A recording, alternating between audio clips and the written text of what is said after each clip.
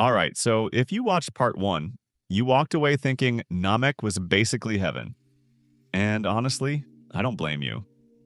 We spent an hour talking about how the three suns would supercharge grass types, how the endless oceans would let water Pokemon thrive, how Meganium and Dende would become best friends. It was beautiful. It was wholesome. It was a fairy tale. But here's the thing nobody wants to talk about.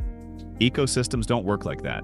They're not theme parks where you can just drop in whatever species you want and hope for the best. They're more like Jenga towers.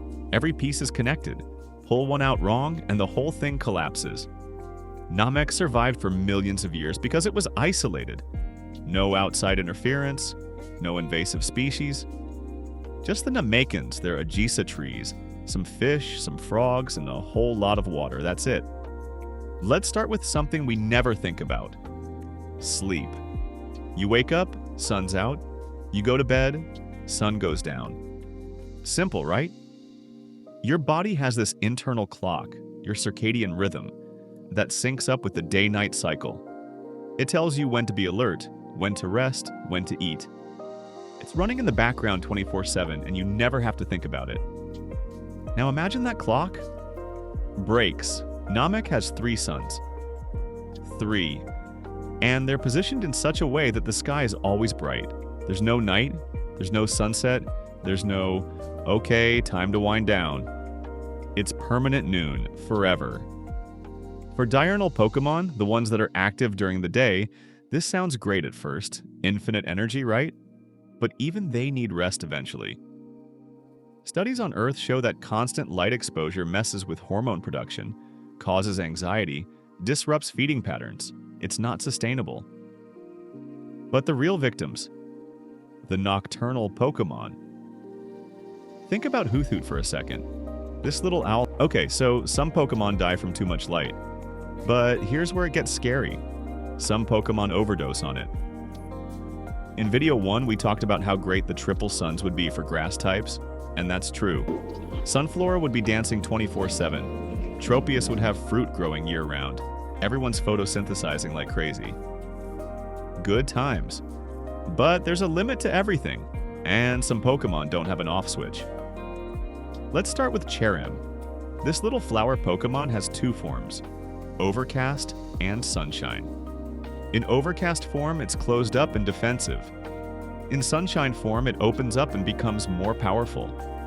On Earth, it switches between these forms based on weather conditions. Now let's talk about something you probably haven't considered. Sound. Namek is quiet. Like, really quiet. The Namekians are a meditative people. They communicate telepathically. Their entire culture is built around stillness, focus, and inner peace. The loudest thing on the planet is probably the wind through the Agisa trees. And here's something important. Namekians have incredibly sensitive hearing. We see this in the show multiple times. They can hear conversations from miles away. Piccolo hears things that would be impossible for human ears to detect. Their ears aren't just decorative, they're precision instruments. Now let's introduce Exploud. Exploud is essentially a living speaker system. Its entire body is designed to produce geography time. Let's look at what Namek actually is. It's a water world, oceans everywhere. The land that exists is sparse, just scattered islands with minimal elevation. A few mountains here and there, but nothing like Earth's continents. Real estate is precious. Every square foot of dry land matters. This is important because now we're introducing Pokemon that eat land. Tyranitar first. This thing is basically a living demolition crew. When it wants to make a nest, it doesn't look for a cave or dig a hole. It brings down a mountain, an entire mountain. Just flattens it to create a comfortable spot to sleep. That's terrifying enough on Earth, where we have thousands of mountains. On Namek, there might be a dozen significant peaks total. One Tyranitar nesting season, and the geography is permanently altered. Maurice, let's talk about something that happens on Earth all the time. Invasive species. You introduce a new creature to an environment, and if that environment has no natural defenses against it, the creature takes over. It outcompetes the native species, disrupts food chains, and fundamentally changes the ecosystem. We've seen it with rabbits in Australia, pythons in Florida, Asian carp in the Great Lakes. Namek has zero defensive biodiversity. The native wildlife is basically just frogs and fish. Nothing aggressive, nothing territorial, nothing that would push back against an invader. Enter Durant. Durant is a steel-type ant Pokémon. On Earth, it lives in complex Namek is pristine. We can't stress this enough. The water is pure, the air is clean. There's no pollution, no industrial waste, no contamination of any kind. It's been this way for eons. Pokémon like Muk make that a problem. Muk is essentially a living oil spill. As it moves, and it's always moving, it leaves behind a trail of toxic sludge so potent that the ground becomes barren for 3 years. Not slightly damaged, not less fertile, completely barren. Nothing grows, nothing survives. The toxins don't just kill plants, they make the soil itself hostile to life. 3 years might not sound like much, but think about what that means for Namekian society. They depend on the Ajiza trees. We need to talk about temperature. Namek maintains a stable, comfortable climate across most of its surface. The 3 suns provide consistent warmth. The oceans regulate temperature. It's a temperate paradise. Never too hot, never too cold. Some Pokémon don't care about your comfortable climate. Magcargo first. This Pokémon's body temperature is approximately 18,000 degrees Fahrenheit. For reference, the surface of the sun is about 10,000 degrees. Magcargo is literally hotter than the sun. It can't help it. That's just what Magcargo is. And everywhere it goes, it cooks the environment. The air around it shimmers with heat. The ground it walks on melts, then solidifies into volcanic glass. Plants within several feet wither and die instantly. One Magcargo walking across an Ajiza forest wouldn't set it on fire, it would evaporate it. The trees would go from solid wood to superheated gas in seconds. The animals would simply cease to exist. The Namekians in the area would be burned before they could even understand what was happening. And Magcargo moves slow, but it doesn't stop. It just keeps walking, keeps destroying, leaving a trail of molten glass and dead air behind it. You can't fight it. You'd burn before you got close. You can't contain it. Any container would melt. You can only evacuate and hope it wanders somewhere else. Heatran is even worse. This Pokémon lives in volcanic craters and can make volcanoes erupt through its mere presence. Namek doesn't have many volcanoes. It's a water world with minimal tectonic activity. But Heatran doesn't need existing volcanoes. It can create new ones. Imagine Heatran deciding to settle on one of Namek's islands. Within weeks, that island is developing volcanic activity. Within months, it's erupting. The Namekans lose not just the island, they lose any island downwind of the ash cloud. The oceans nearby become acidic from volcanic runoff. The carefully balanced ecosystem of an entire region collapses because one Pokémon wanted a warm place to sleep. And then there's the opposite problem. Kyurem. Kyurem is ice incarnate. Its body generates cold so intense that it can freeze anything nearby. When Kyurem is present, the temperature drops to levels that would kill most life forms instantly. On Namek, with its warm, wet climate, Kyurem would be a moving disaster zone. The oceans would freeze solid in its wake. The Ajiza trees, tropical plants, would die the moment Kyurem passed by. The Namekians, adapted to warmth, would suffer hypothermia just from proximity. And Kyurem can't stop. The cold isn't an ability it uses, it's what Kyurem is. Even if it wanted to be gentle, even if it tried to avoid the Namekians, its very existence would damage everything around it. Okay, let's get into the really fun stuff, the stuff you've been waiting for. What happens when the Namekians gather the Dragon Balls and summon Purunga? Purunga is massive, muscular, magical. He emerges from the Dragon Balls with a thunderclap, filling the sky with his presence, ready to grant wishes to whoever summoned him. It's an awe-inspiring sight. A giant green dragon made of pure wish-granting power. But here's the thing. To a territorial legendary Pokémon, Purunga doesn't look like a wish-granting dragon. He looks like a challenger. Let's start with Rayquaza. Rayquaza has lived in the ozone layer for hundreds of millions of years. It's been there since before recorded history, silently patrolling the upper atmosphere, keeping the peace between Groudon and Kyogre. It's ancient, powerful, and extremely territorial about anything that invades its sky. Now imagine Purunga manifests, a giant green dragon, roaring, filling the sky with his presence.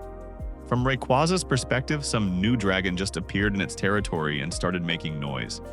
That's a challenge. That's an invasion. Rayquaza isn't going to ask questions. It's going to descend from the atmosphere like a meteor and challenge this intruder. We're talking about an aerial battle between two of the most powerful dragons in existence. Purunga with his magical might, Rayquaza with millions of years of combat evolution. The Namekians? They're just trying to get their wishes granted. They've gathered the Dragon Balls, spoken the sacred words, and now their god is being attacked by a space serpent. Meanwhile, the sky above them becomes a war zone. Dragon Ascent meets whatever Purunga does. The shockwaves alone would devastate the surrounding islands. But that's not even the worst-case scenario. The worst case is Eternitus. Eternitus is what happens when cosmic energy takes a physical form. It's the Darkest Day Pokémon, the creature responsible for the greatest catastrophe in Galar's history. The core in its chest absorbs energy from the land itself. Bioenergy, life force, whatever you want to call it. And Namek is rich with it. The whole planet hums with natural power. When Purunga is summoned, there's a massive release of magical energy. The Dragon Balls glow, the sky darkens, the wish-granting power flows through the ritual. It's the biggest energy signature on the planet. Eternatus would sense that like a shark smells blood. It wouldn't fight Purunga directly. That's not Eternatus' style. Instead, it would try to absorb him.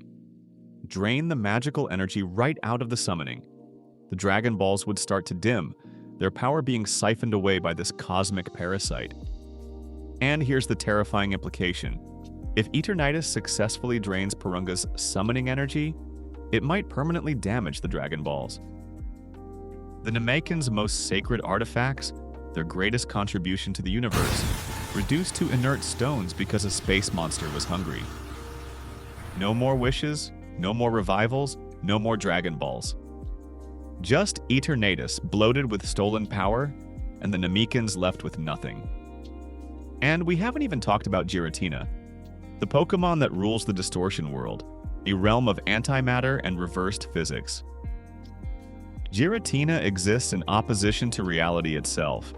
If it appears on Namek and decides Purunga is a threat, the resulting battle could tear holes in the fabric of space. The Namekians would be caught between dragons fighting a war they don't understand, for stakes they can't comprehend, while their entire world becomes collateral damage. We've been so focused on land that we almost forgot. Namek is mostly water, those endless blue-green oceans that cover most of the planet's surface. They're not just scenery, they're the foundation of everything. The oceans regulate temperature, they produce oxygen, they're home to what little biodiversity Namek has. And now they're about to become a war zone. Let's start with Sharpedo. Sharpedo is basically a living torpedo with teeth. It can swim at speeds up to 75 miles per hour, and it uses those speeds to ram into prey with devastating force. On Earth, it's already one of the most dangerous marine predators. It's aggressive, territorial, and always hungry. Namek's oceans have never seen anything like this. The native fish are gentle. The native frogs are passive. There are no predators, no competition, no threats. The marine ecosystem evolved in absolute peace. Sharpedo would cut through that ecosystem like a chainsaw through butter. Within weeks of arriving, Sharpedo would establish itself as the apex predator. No contest. Nothing in Namek's oceans can swim fast enough to escape, fight hard enough to resist, or hide well enough to avoid detection. The native species would be hunted to the brink of extinction. And here's what makes it worse. Sharpedo breeds. One Sharpedo becomes two. Two become four. Within a generation, you'd have entire packs of Sharpedo patrolling the oceans. eating everything they find. The Namekians depend on those oceans. They fish. They travel by water. They use marine plants for various purposes. With Sharpedo packs dominating the waters, every interaction with the ocean becomes life-threatening. A Namekian elder trying to cross between islands might get rammed at 75 miles per hour. A child swimming too far from shore might disappear entirely. But Sharpedo is just the beginning. Let's talk about Gyarados. Gyarados is rage incarnate. It's the Pokémon that destroyed entire cities in its anger. When a Gyarados gets mad, and it's always eventually getting mad, it doesn't calm down for a month. A month of continuous rampage. A month of hyper beams and tidal waves and destruction. One Gyarados deciding to rampage near a Namekian coastal village would level that village. Not damage it, level it. There would be nothing left but waterlogged debris and traumatized survivors. And then Gyarados would move on to the next village, still angry, still rampaging. The Namekans have faced threats before. They survived Frieza. But Frieza wanted something from them. He was negotiating, manipulating, trying to extract the Dragon Balls. Gyarados wants nothing except to destroy. You can't bargain with pure rage. Then there's Wailord, the float whale Pokémon. It's the largest Pokémon in existence, over 47 feet long, and it's not aggressive at all. Wailord is peaceful, gentle, probably curious about these strange green people on the islands. But Wailord is also the size of a small building. When it surfaces to breathe, it creates waves. When it dives, it creates more waves. When it simply exists in a body of water, it displaces massive amounts of volume. Namek's islands are small, their coastlines are fragile. A pod of Wailord swimming past could create enough wave action to erode beaches, flood low-lying villages, and destabilize coastal ecosystems. Not through malice, through physics. Wailord is just too big for Namek's waters. And Kyogre. We have to talk about Kyogre. Kyogre is the legendary Pokémon that represents the sea itself. It has the ability to expand the oceans, to summon endless rain and raise sea levels. In the Pokémon world, it once fought Groudon in a battle that reshaped continents. If Kyogre arrives on Namek and decides to flex its power, the results would be catastrophic. Those small islands that the Namekians call home? Submerged. The land masses would simply disappear beneath rising waters. The Aegisa trees would drown. The villages would become underwater ruins. The Namekians might survive, they're tough, and they've weathered disasters before. But their world wouldn't. Kyogre could turn Namek from a planet with islands into a planet with nothing but ocean. Here's something we haven't addressed. Mental abilities. The Namekians are psychic. They communicate telepathically, they can sense power levels, they share thoughts and feelings across distances. Their entire society is built on mental communion. Pokémon have psychic powers too, and some of them are weaponized. Start with Alakazam. This Pokémon has an IQ of 5,000. It remembers everything it's ever experienced. Its brain continuously grows, giving it psychic powers that can bend spoons, read minds, and predict the future. On Earth, Alakazam typically uses these powers with restraint.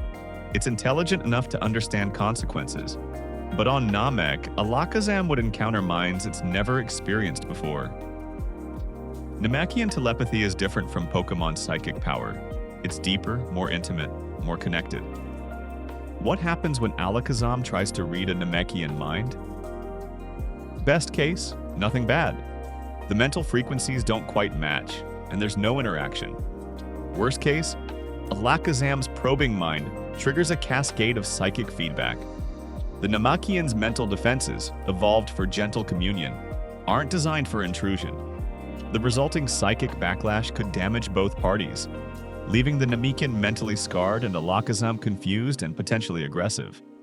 And if Alakazam can accidentally hurt Namekians just by trying to understand them, imagine what Mewtwo could do intentionally. Mewtwo is the most powerful psychic Pokémon in existence. It was created to be a weapon. Its mental abilities can crush mountains, control armies, and rewrite memories. And Mewtwo is angry. Always angry. The circumstances of its creation left deep psychological scars that manifest as rage and distrust. If Mewtwo arrives on Namek and perceives the Namekians as threats, or worse, as potential captors, it would lash out with devastating force. The peaceful Namekian elders trying to communicate would find their minds invaded by something far beyond their comprehension. Mewtwo's psychic assault would leave them catatonic or worse. The Namekians' greatest strength, their mental communion, becomes their greatest vulnerability against psychic Pokémon. Then there's Hypno. This Pokémon hunts by hypnotizing prey and feeding on their dreams. It lurks near villages, waiting for someone to fall asleep, then approaches to harvest their mental energy. The Namekians meditate. They enter trance states. They're exactly the kind of targets Hypno loves. Peaceful minds, easily accessed, rich with dreams. A Hypno population on Namek would turn sleep into a danger. Every Namekian who closes their eyes risks having their dreams eaten, waking up exhausted and confused, unsure what's real anymore. The meditation that connects them to the Dragon Balls? Impossible when Hypno is lurking nearby, waiting to feast. So where does this leave us? I've been running through scenarios matching Pokémon biology against Namek's ecosystem, and I think I can predict exactly how this plays out. It happens in 3 waves, 3 generations of collapse. Generation 1 is the immediate die-off. The nocturnal Pokémon, Hoothoot, Oddish, Lunatone, they're gone within weeks. Sleep deprivation, instinct failure, energy starvation. They never had a chance. At the same time, Pokémon like Tyranitar start reshaping the geography. Mountains fall, landscapes change. The Namekians realize something is very wrong, but by then, the damage is done. The thermal extremists, Magcargo and Kyurem, begin creating dead zones, areas where no Namekian can safely travel. The planet starts developing hotspots and cold spots that weren't there before. Generation 2 is when the cascades start. Sharpedo enters the oceans and becomes the apex predator overnight. Those gentle native fish that the Namekians coexisted with for millennia? Hunted to extinction. The marine ecosystem collapses. The Namekians can no longer fish safely. Sharpedo will attack anything in the water. Meanwhile, on land, the Durant Heatmore cycle has begun. The ants dig tunnels. The anteaters set fires trying to flush them out. The Aegisa forests, the lungs of the planet, start burning faster than they can regrow. For the first time in their history, the Namekians are forced to fight. Not through combat, they're still pacifists, but through desperate containment efforts. They're losing their commitment to peace not through choice, but through necessity. The toxic Pokémon have established territories by now. Mook trails cross the islands like poison highways. Wheezing clusters form near Namekian settlements, making some villages uninhabitable. The pristine world is becoming toxic. Generation 3 is total collapse. By now, Muk has poisoned significant portions of the remaining land. Magcargo is wandering around with a body temperature of 18,000 degrees Fahrenheit, literally cooking the atmosphere wherever it goes. The oxygen levels are dropping because the Aegisa trees are dying. And Guzzlord? It's been steadily eating through the islands this whole time. There's barely any land left. The Namekians who survive are huddled on whatever scraps of territory remain, watching their planet die around them. Not through war, not through conquest, just through the simple, relentless pressure of creatures that couldn't help being what they are. And this is the cruel irony. Most of these Pokémon aren't evil. They're not trying to destroy Namek. Guzzlord is just hungry. Magcargo is just existing at its natural temperature. Sharpedo is just hunting like sharks hunt. They're doing what millions of years of evolution designed them to do. They're perfect. Perfectly adapted for Earth, perfectly wrong for Namek. The Namekians would look at these creatures and see monsters, but we know better. These are Pokémon, beings that can bond with trainers, that can love and be loved, that have personalities and preferences and dreams. On Earth, with proper training and care, any of them could be partners. Here, without that context, they're apocalypses. that's what makes this tragedy so complete. It's not a villain doing this. It's not some mastermind executing a plan. It's just biology. It's just physics. It's just the way things work when you put the wrong pieces in the wrong places. Namek was a paradise because it was isolated.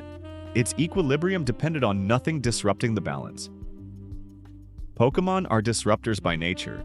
They're too specialized, too extreme, too hungry for a world that evolved without them. The Great Filter isn't one Pokémon, it's all of them.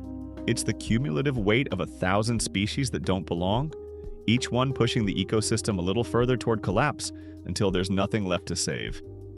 And the worst part? This isn't even a Pokémon problem, this is an isolation problem. Any planet as delicate as Namek would face the same fate if you introduced 1,000 alien species. Namek survived Frieza's invasion because Frieza, for all his evil, was one threat with one goal. Pokémon aren't one threat, they're 1,000 threats, each with different needs, different behaviors, different impacts. There's no single solution. There's no one enemy to defeat. There's just collapse. Slow, inevitable, unstoppable collapse. But hey, that's just one theory. The dark timeline, the collapse scenario. Maybe Dende figures something out. The kid's smart. He became Guardian of Earth, after all. Maybe he uses the Dragon Balls to wish for some kind of Pokémon sanctuary, a contained area where they can exist without destroying everything. Maybe he negotiates with the legendary Pokémon somehow, convincing Rayquaza to protect rather than attack. Maybe Mewtwo shows up with a teleportation solution, relocating the most dangerous species to New Namek where there's more land to work with and more room for error. Or maybe Arceus itself intervenes. If Pokémon are threatening to destroy an entire world, maybe the god of Pokémon has opinions about that. Maybe the Namekians are more adaptable than I'm giving them credit for.